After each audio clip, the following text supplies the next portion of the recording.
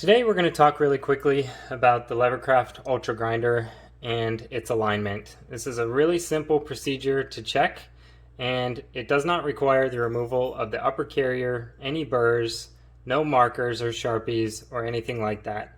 This is very simple and it can be done on virtually any grinder that uses a similar adjustment mechanism. First of all, one entire rotation of this adjustment collar is 1 millimeter of vertical travel. We know that there are 200 marks on the funnel here itself, and so we can assert from that each of these notches is 0.005 millimeters or 5 microns. So first of all, what we do is set our true zero.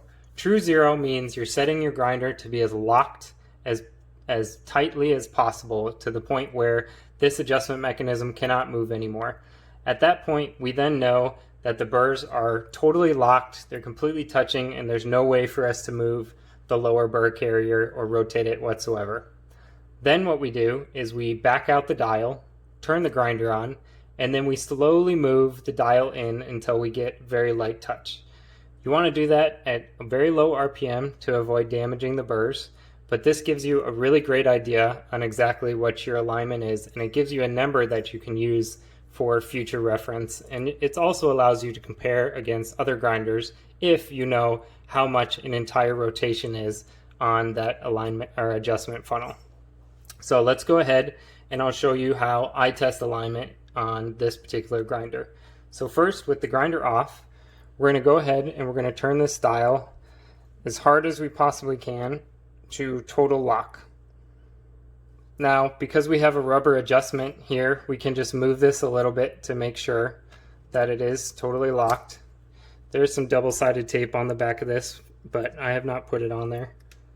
So we can move that notch just a little bit so that we're exactly on zero.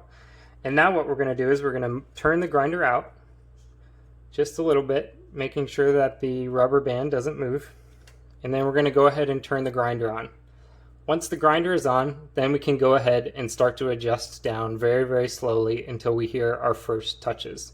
You want to avoid touching this particular piece because it is floating, and so to really get a true alignment, you're going to keep your hands either off the grinder or down low as you're slowly turning it in, and you want to make sure that you're turning this as flat and as straight as you can. So even though this doesn't really move at all, it still can affect your testing just because we're talking about tiny amounts of distance between the burrs. So let's go ahead and turn the grinder on.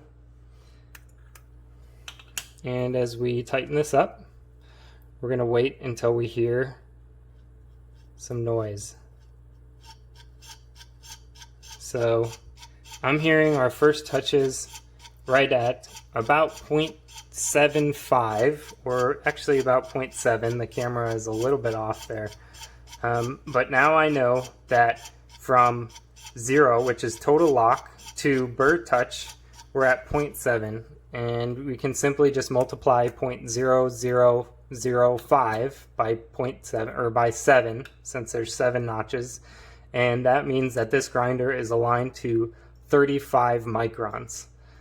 Again, you can do this with any grinder. You just need to know that what the thread pitch is, and then you need to have some sort of scale where you can figure out exactly how far each increment is.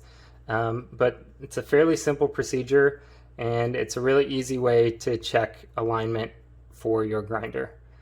The next video we're going to show you is how we actually get this grinder dialed in once it's all assembled, as we can make very, very finite adjustments to make the alignment even better than it is when it's just fully assembled without any shimming.